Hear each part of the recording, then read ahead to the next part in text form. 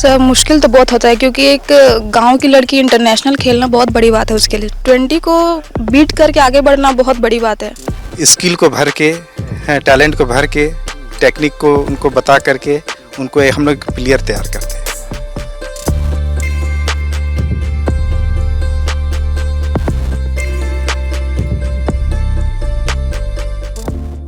झारखंड में जब बेटियां खेल में मेडल लेकर आती हैं तो पूरे राज्य के लिए गर्व की बात होती है, और वो भी भारतीय टीम में शामिल होकर जॉर्जिया में आयोजित इंटरनेशनल टूर्नामेंट में मेडल पाना कोई आसान काम नहीं था।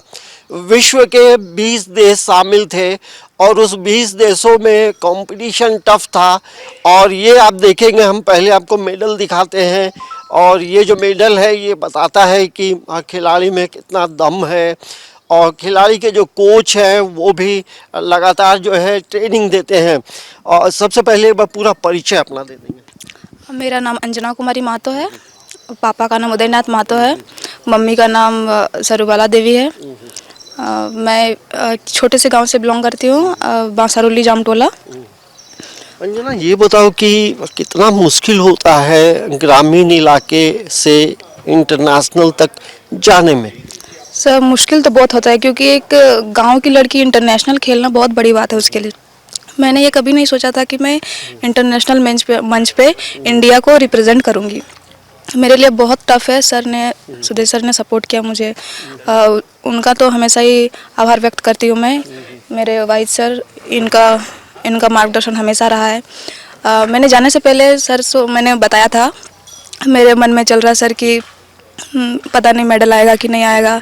सर का इतना भरोसा है कि मैं कर पाऊँगी नहीं, पर सर ने मुझे क्लियरली कहा कि ये सब मत सोचो, हो जाएगा। ये जो टूर्नामेंट था ये कहाँ पे आयोजित था और कितना मुश्किल था? मुश्किल इसलिए भी था क्योंकि कॉम्पिटिटर बहुत ज़्यादा थे सर। 20 को बीट करके आगे बढ़ना बहुत बड़ी बात है। मेरे लिए भी बहुत बड़ी बात है। और सबसे ये पछतावा मुझे ये चीज़ का है क्योंकि 1 या 2 पॉइंट की वजह से मेरा गोल्ड मेरे हाथ से निकल गया। Yes sir. ये बताएं कि ये जो टूर्नामेंट, इंटरनेशनल टूर्नामेंट जो वुशु का था, ये कहाँ आयोजित हुआ था और पूरे विश्व से कितनी टीमें थी? सर ये इंटरनेशनल वुशु टूर्नामेंट जॉर्जिया में हुआ था और इसमें 20 कंट्रीज पार्टिसिपेट की थी। उसमें सबसे मतलब कौन कौन टीम थी जिससे मुकाबला बड़ा कठिन था? सर चाइना से थोड़ा टफ था क्योंकि वहाँ के थोड़े मार्शल आर्ट्स में वहाँ के स्टूडेंट्स थोड़े टफ होते हैं। मलेशिया के भी थोड़े ठीक से थे सर, पर इंडिया भी कोई कम नहीं है सर। Yes sir. आ गया है ये तो। ये बताओ अब नेक्स्ट जो टारगेट है वो कहाँ का है? सर टारगेट अब नेशनल गेम्स का है। Yes yes sir. देखिए, जब खिलाड़ी को मेडल मिलता है ना तो उसके पीछे कोच का हाथ होता है। और ये देखेंगे हमारे साथ सर हैं। सर एक बार अपना पूरा परिचय दे देंगे। मेरा नाम सैयद वाहिद अली है और मैं सिल्ली मुरी का रहने वाला हूँ और मैं वुशु का कोच हूँ। सर ये बताएं कि मेडल आया, कितना तपस्या आपने की थी? जी सर, इसमें तो बच्चों के पीछे जो है निस्वार्थ भाव से उनके पीछे मेहनत करना पड़ता है। बच्चे जब स्टार्टिंग में आते हैं तो कुछ नहीं जानते हैं, है ना।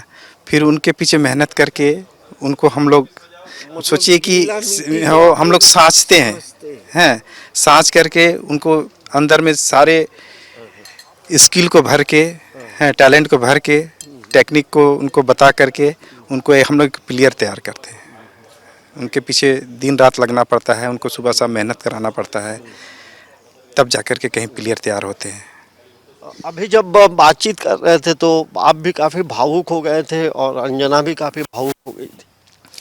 देखिए सर, भावुक होने का मेन कारण है कि हम लोग जो है कि हम लोग को जो सर का जो सपोर्ट मिलता है, सुदेश सर का सपोर्ट मिलता है हमेशा। एक गार्जियन के हिसाब से हम लोग को सपोर्ट करते हैं। अगर उनका सपोर्ट हमको नहीं मिले ना सर, तो हम लोग मतलब कि कुछ कर ही नहीं पाएंगे। मतलब ऐसे क्षेत्र में हम लोग रहते हैं। बुंडू में जो आप लोग का ये सिल्ली में जो ये है वो उसका नाम क्या है पूरा? सिल्ली सर। सिल्ली में जो बिरसा मुंडा वुशु सेंटर नाम है सर। हाँ। अब तक कितने खिलाड़ी ये आए हैं लेकर? हम लोग के नहीं, इससे पहले हमने 7 इंटरनेशनल गेम जीता बच्चे ने। हाँ, करीब 50 ऐसा है कि जो नेशनल मेडल जीते होंगे बच्चे। तो ये आप देखेंगे जिस तरह से तस्वीरें सामने हैं और खिलाड़ियों का जो मेहनत है वो रंग लाता है, साथ साथ जो कोच है, कोच की भी भूमिका महत्वपूर्ण है। अब तक जो है लगभग सिल्ली में जो बिरसा वुशु सेंटर है, अब तक 50 मेडल आए हैं। न्यूज़ 11 भारत के लिए कैमरामैन रवि के साथ अंजलि कुमार, रांची।